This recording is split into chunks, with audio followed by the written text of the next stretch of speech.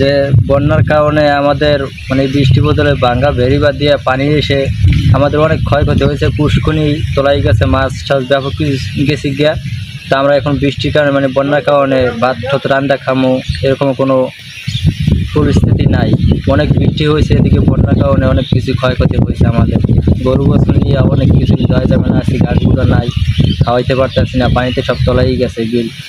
পুষ্কুনি টুস্কুনি বাড়ি করতে সব পানি খেয়ে দুটো ঘুরতে গেছে, লবণ পানি ঢুকিয়া তলাই গেছে।